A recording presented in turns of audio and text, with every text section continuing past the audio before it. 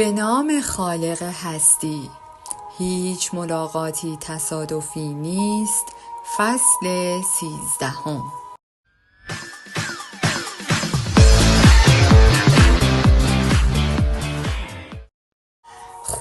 خوبی می‌آفریند. برای همین انسان‌های زخم خورده کمک رسان‌ترند. تلاش می‌کنند با تجربه‌های خودشان مرهم زخم‌های دیگران شوند و حالشان را خوب کنند. شب برای ساعتها بدون آنکه با هم صحبت کنیم به ستاره‌ها نگاه کردیم. انگار کل جهان زیر پایمان قرار گرفته بود. همانطور که شاعر گفته است: شب دنیا را پنهان می کند اما کائنات را آشکار. دقیقاً همینطور در آغوش کائنات بودیم. از دنیز پرسیدم: میدانی دنیا چقدر بزرگ است؟ بدون اینکه چشمش را از ستاره‌ها بردارد گفت: نمیدانم. فقط چند بار در اینترنت ویدیوهایی در این زمینه تماشا کردم. دانشمندان هنوز هم قادر نیستند بزرگی کائنات را محاسبه کنند. به قدری وسیع است که با گفتن کائنات بی انتها موضوع را فیصله می دهند. کمی شن به دستت بگیر، بعد سعی کن یک دانه شن را از آن جدا کنی. خب الان آن دانه شن بزرگی کهکشان راه شیری در کائنات بی انتهاست. الان تصور کن که این ساحل کهکشان راه شیری است. آن یک دانه شن که در دستت داری را نگاه کن. آن هم بزرگی کره زمین است. می توانی بزرگی کائنات را تخیل کنی و اینکه ما چقدر کوچک هستیم و با وجود این چقدر خودمان را بزرگ می کنیم، اینکه دردهایمان را چقدر بزرگ می کنیم. برای هر دویمان شبی پر از آرامش بود. با هم صحبتهای طولانی کردیم و سفره دلمان را برای هم باز کردیم. گویی رفته رفته فاصله بینمان از میان می رفت. دیگر بیشتر همدیگر را می شناختیم و صمیمی تر شدیم. از همین حالا دو دوست خوب شده بودیم. دیگر شکی نداشتم که دنیز حس خوبی دارد و خود را در امنیت حس می کند. فقط بعد از صبحانه لقمه ای هم غذا نخورده بودیم. هر دو گرسنه بودیم، اما فکرمان پیش غذا خوردن نبود. فقط آب فراوانی می‌خوردیم. کمی بعد دنیز گفت می‌خواهد نی بنوازد. جستی زد و از چادرم نی را آورد. با عزمی راسخ فوت کرد، اما باز هم نشد. هر کاری کرد صدایی از نی بلند نشد. با چشمانی درمانده به صورتم نگاه کرد و گفت: انگار از من خوشش نیامده است. شاید باید رهایش کنم. گفتم: اما نی کسی که رهایش نکند را دوست دارد. مطمئن باش که وقتی متقاعد شدی که باید صبر کنی، آن موقع آواهای زیبایی برایت خواهد نواخت. باید به تو اعتماد کند، اما اول تو باید به آن اعتماد کنی. گفت: بسیار خوب، و باز شروع به فوت کردن کرد. ساعتها در ساحل با صبر و پشتکاری عالی به نی گره خورد، اما نشد. نخواستم شب را حزن‌انگیز به پایان برساند. برای همین نی را گرفتم و من در آن دمیدم. گفتم: نگاه نکن چطور فوت می کنم. فقط به این توجه کن که چطور آن را می فهمم و به آن اعتماد می کنم. نوای نی به هر دویمان احساس آرامش داده بود. به چادرهایمان برگشتیم. با شکمی خالی، دلی سیر و با شکرگزاری خوابیدیم. صبح روز بعد صبحدم بیدار شدیم. گرسنگی به هر دویمان فشار آورده بود. دنیز گفت سرگیجه دارد و فقط می‌خواهد بخوابد. آب که میخورد بیشتر حالت تهوع میگرفت. همینطور که مرا ورانداز میکرد گفت: طوری به نظر میرسی که انگار صبحانه خورده ای. حال آنکه من هم به اندازه او گرسنه بودم. من لاغرم. نمیتوانم گرسنگی را تحمل کنم. حالم را ببین، پاهایم درد میکند. کم مانده از گرسنگی بمیرم. حس میکنم الان است که استفراغ کنم، اما حتی چیزی در معده‌ام نیست که خالی کنم. نمیتوانم سرم را بلند کنم. در این حال ادامه سفر پیشکش از چادرم هم نمیتوانم بیرون بیایم. نسبت به خودت بی‌انصافی می‌کنی. به نظرم آنقدر نسبت به خودت سرد و خشک نباش. از هر چیزی خیلی زود دست می‌کشی. این درست نیست. هاکان، من نمیخوام آن بیرون غذا گدایی کنم. عذر میخوام اما نمیتوانم. دیگر میدانستم از آمدن به این سفر پشیمان نیست. حتی به خاطر اینکه خطر این سفر را به جان خریده بود به خود افتخار میکرد.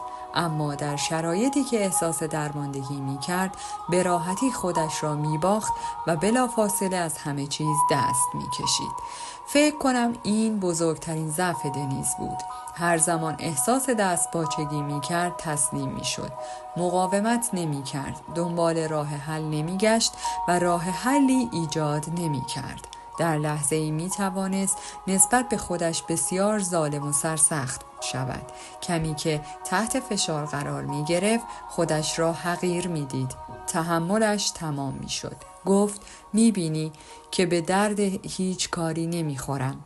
تو نمیتوانی چیزی به من یاد بدهی. نه یکی 2 هفته. اگر حتی سالها من را با خودت بگردانی هم چیزی وارد این مغزم نمیشود. من آدمیم که لوس بار آمدم. بچه لوس مایه دارم. میبینی که تو میتوانی روزها چیزی نخوری. اما من یک روز هم نمیتوانم گرسنگی را تحمل کنم. بلا فاصله مریض می شوم. از خود راضی و مغرور هم هستم. نمی توانم از کسی کمی نان و پنیر بخواهم. نمی توانم. شاید بهترین راه این است که از اینجا دیگر برگردم خانه. گفتم هر طور راحتی. اما اول باید راهی به تو نشان دهم که نسبت به خودت کمی مهربانتر باشی. طوری نگاهم کرد که انگار هیچ چیز نفهمیده است. طبیعی بود که وقتی داشت از شدت گرسنگی بیهوش میشد انگیزه نداشته باشد که راهی یاد بگیرد که نسبت به خودش مهربان باشد. کسی که مرحمت دارد وقتی دست یاری به سوی کسی دراز می کند افسوس نمی خورد. با کمال میل کمک می کند. دلش می خواهد منفعتی به دیگری برساند. لحظاتی خود را در معرض کمک به انسانی که نمی شناسد قرار می دهد و عدالت خواهی او را می کند. از حق خودش می گذرد بدون اینکه چشم داشته باشد.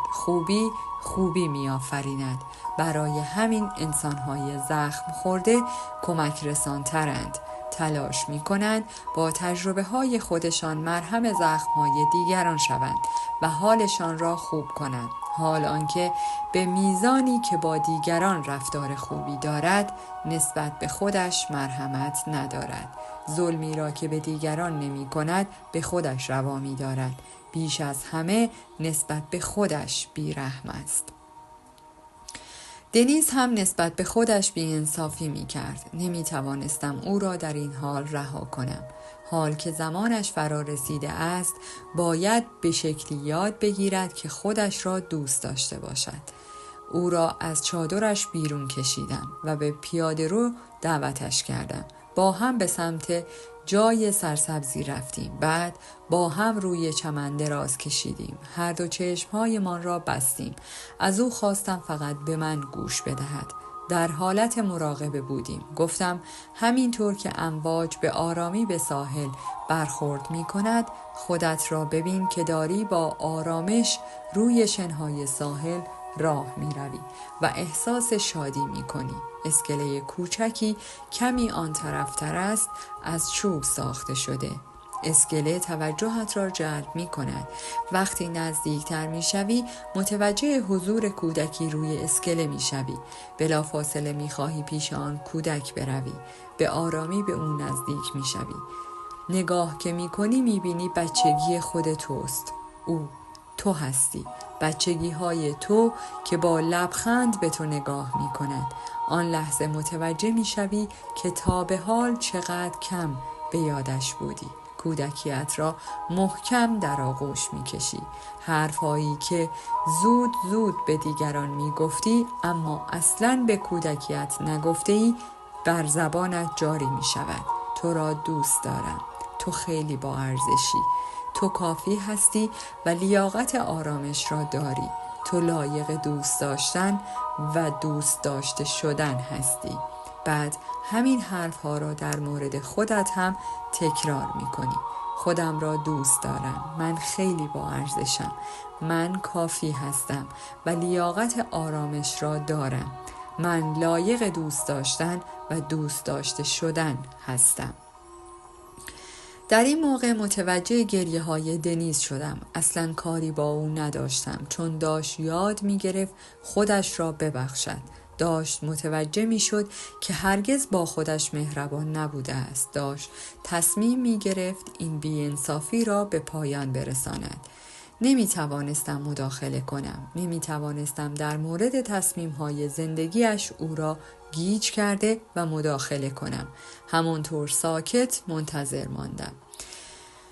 وقتی چشمانش را باز کرد و داشت گونه های خیسش را پاک می کرد، انگار از سفر دوری آمده بود. بسیار خسته اما شاد به نظر می رسید. گفت خیلی ممنونم. همیشه از کتاب هایی که از دوست داشتن خود صحبت می کردند فرار کردم. چقدر این حرفا برایم مسخره و بی‌معنی به نظر می رسید.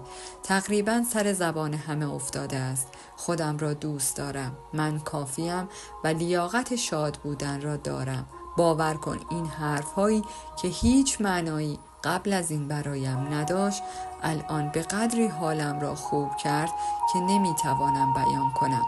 از اینکه پیش تو گریه کردم عذرخواهی میکنم. گفتم مشکلی نیست. این چیزی نیست که باعث خجالت شود. قدیمی ها در این مورد میگویند اشک چشم خنده روح است. اینها حال تو را خوب میکنند. جملاتی که از قبل میدانستی و برایت چرت و پرت و بی‌معنا بودند و هیچ مفهومی نداشتند، در لحظه ای چنان دری در درونت باز می کند که نگو. یک روزنه نور شاید باعث عوض شدن کل زندگیت می شود. دنیز آرام گفت رفیق ازت ممنونم. قبل از این هیچ خودم را دوست نداشتم. هیچ. حال آنکه وقتی به زندگیش نگاه می کردی انسانی به نظر می رسید که به فکر راحتی و آسایش خودش است. در جاهای خوب غذا می خورد، لباس خوب می پوشد، زندگی خوبی می گذراند، هر طور بخواهد رفتار می کند، خودش را لوس می کند، به خودش دقت می کند. مثل خیلی از انسانها وابستگی به موبایلش داشت و به گونه‌ای به آن توجه می کرد که انگار تکه‌ای از بدنش است. در حالی که این روزها حتی 1 دقیقه زمان مجاز را هم از تلفن همراهش استفاده نمی کرد. خود را لوس کردن با دوست داشتن خود تفاوت دارد. لوس کردن خود یک حالت دفاعی است، اما دوست داشتن خود به معنی پذیرش است. دنیز دیگر کم کم فرق این دو مفهوم را می‌فهمید. گرسنگیش هم دیگر بی اهمیت شده بود. با هم به سوی چشمه‌ای که دیروز پیدا کرده بودیم رفتیم. کمی آب نوشیدیم و به بالای تپه‌ای که منظره گالیپ اغلو بود رفتیم. در پایان از شما دوستان عزیزم می‌خواهم برای حمایت بیشتر ما کانال ما را به دوستان خود معرفی کنید.